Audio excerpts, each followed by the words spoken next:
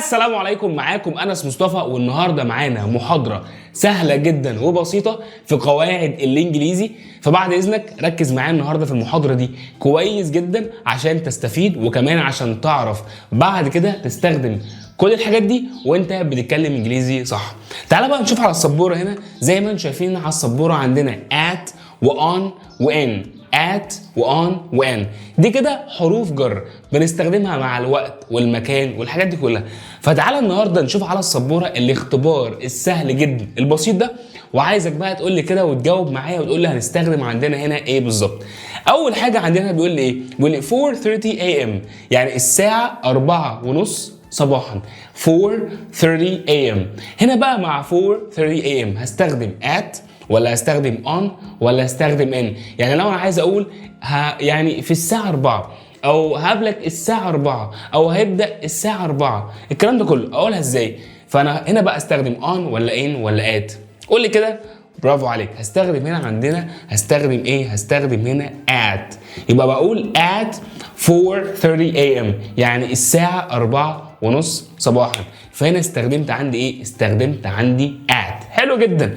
بعد كده عندنا Sunday. يعني ايه Sunday؟ Sunday يعني يوم الحد.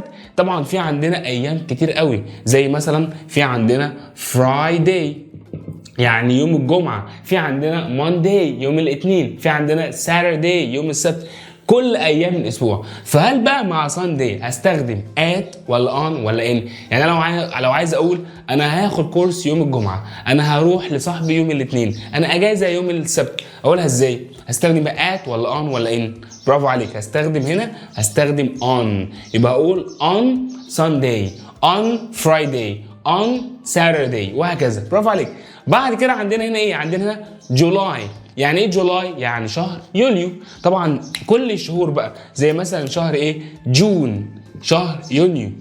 زي مثلا نوفمبر، زي مثلا جانيوري، زي مثلا مارش، كل الشهور بتاعت السنه. هنا بقى استخدم مع جولاي شهر يوليو استخدم ايه؟ هل استخدم at ولا on ولا in؟ هستخدم ايه؟ برافو عليك. هستخدم عندنا هنا in. يبقى هقول in جولاي في شهر يوليو، in جون في شهر يونيو، in نوفمبر في شهر نوفمبر، وهكذا. حلو جدا. عندنا هنا بعد كده midnight. يعني ايه midnight؟ يعني منتصف الليل. طبعا كلنا عارفين كلمة night. كلمة night معناها الليل، night. وفي عندنا midnight. midnight بقى اللي هي منتصف الليل، اللي هي the middle of the night. يعني middle معناها منتصف، ونايت معناها ليل، فده midnight معناها منتصف الليل. فلو عايز اقول يعني في نص الليل هقولها at ولا in ولا on؟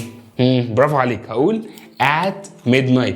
فانا بقول at midnight وبقول at night، بقول at night و at midnight. برافو عليك. بعد كده بيقول لي the winter، يعني الشتاء.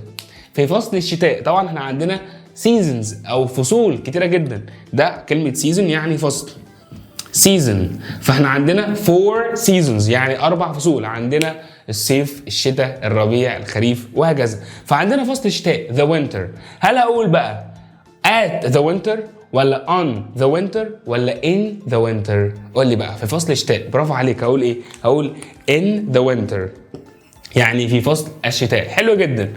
واخر حاجه عندنا March 11th. بص March 11th، لو انت خدت بالك من كلمه من 11th دي معناها يعني اليوم ال11، يعني 11 مارس، يعني بالظبط 11/3، يعني 11 مارس 2000 بقى ايا كان 2000 وكام. فبيقول لي March 11th يعني اليوم ال11 من شهر مارس، يعني ده يوم. فهنا هستخدم at March 11th ولا اقول on March 11th ولا اقول in March 11th؟ برافو عليك. لو انت قلت in او انت قلت on فاقول لك انت كده صح جدا. بقول on March 11th. حلو جدا. لو انت بقى ركزت على السبوره هنا هتلاقي ان احنا استخدمنا at مع الوقت 4:30. يبقى at بتيجي مع ايه يا انس؟ قال لي والله at يا انس بتيجي مع التايم. يعني ايه التايم؟ يعني مع الوقت. بقول at 5 o'clock، at 6 o'clock، at 7 o'clock، at 4:30 am. حلو جدا. طب on، لو انت بصيت على on هتلاقي on Sunday، on March 11th يعني يوم 11 من شهر مارس. فاون هنا استخدمناها مع الدايز يعني مع الايام، ومع الديتس يعني ايه الديتس؟ يعني التواريخ. عايز اقول يوم 11 on March 11th، يوم 12 on March 12th، يوم 10 on March 10th، وهكذا. فبستخدم مع الديتس يعني التواريخ on. بقول مثلا my birthday يعني عيد ميلادي on، ممكن اقول 8th of November يعني 8th يوم الثامن من شهر نوفمبر. فبستخدم on مع التاريخ. لما تيجي تقول التاريخ المعين بتقول on. واخر حاجه عندنا ان. لو انت بصيت كده على ان هتلاقي ان بتيجي مع ايه؟ بتيجي مع الشهور، مع month، مع المانثs. months يعني شهور، خد بالك اسمها months. لو شهر واحد بقوله month. طب شهور months. حلو جدا. وبتيجي مع ايه؟ بتيجي مع السيزونز. يعني ايه السيزونز؟ يعني مع فصول السنه. يبقى ان بتيجي مع الشهور ومع ايه؟ فصول السنه. فعندنا هنا at وان وان. at مع الوقت، on مع الايام والتواريخ، ان مع الشهور ومع فصول السنه. دلوقتي بقى هقول لكم على كلمه سهله جدا وبسيطه، وعايزكم بقى تقولوا لي الكلمه دي هستخدم معاها at ولا استخدم معاها in ولا استخدم معاها on. الكلمه دي الا وهي كلمه ايه؟ كلمه نون، يعني الظهيره او الظهر. عارفين نون. وعندنا afternoon. كلمه نون بقى هقول at noon ولا in noon ولا on noon. تحت في التعليقات اكتب لي اجابتك الصحيحه، هل هي ان ولا اون ولا ات مع كلمه ايه نون.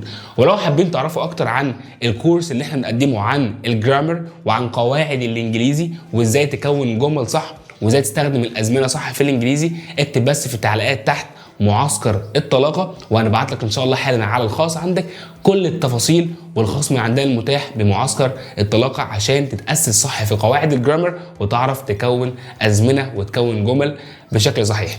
شكرا ليكم، كان معاكم انس مصطفى. ولو انتوا عايزين نعمل لكم فيديوهات تانية اكتر عن القواعد وعن النطق في الانجليزي اكتبوا برضو في التعليقات تحت كلمه تم، وان شاء الله هعمل لكم فيديوهات كتير جدا عن قواعد اللغه الانجليزيه. شكرا ليكم، كان معاكم انس مصطفى، واراكم ان شاء الله على خير في فيديو جديد. سلام.